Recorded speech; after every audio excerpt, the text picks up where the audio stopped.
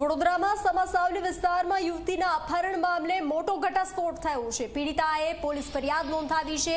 યુવતીને નગ્ન કરી નચાવવામાં આવી અને ચપ્પુના ડામ દીધા હોવાનો આરોપ લગાવવામાં આવ્યો છે।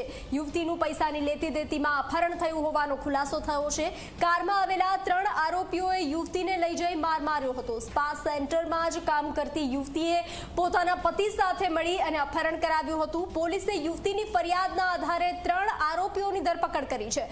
મહત્વનું છે કે સ્પા સેન્ટરમાં સાથે કામ કરતી ભૂતપૂર્વ કર્મીએ જ પોતાના પતિ અને સાગરત સાથે મળી અપહરણ કર્યું। પોતે ઉછીના આપેલા પૈસા માંગતા યુવતીનું અપહરણ કરાવવામાં આવ્યું। સાથે જ કામ કરતી શિવાની, તેનો પતિ અને અન્ય એક મહિલાએ ઢોર માર મારી યુવતીને ગોંધી રાખી હતી। જોકે યુવતીએ સૂઝબૂઝથી કોઈપણ રીતે સ્પા સંચાલકનો સંપર્ક કરીને જાણ કરી હતી, જેને લઈ સ્પા સંચાલકે પોલીસ સાથે જઈ યુવતીને મુક્ત કરાવી હતી।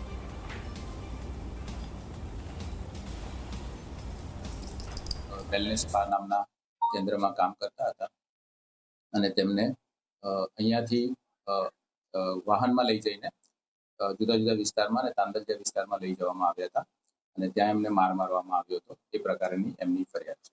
તપાસમાં જે આરોપીઓનું નામ અત્યાર સુધી જાણવામાં આવ્યા છે, જે બહાર આવ્યું છે, એમાંથી તમામ જે સંકળાયેલા હતા એ 3 આરોપીઓને હાલ અટક કરવામાં આવ્યા।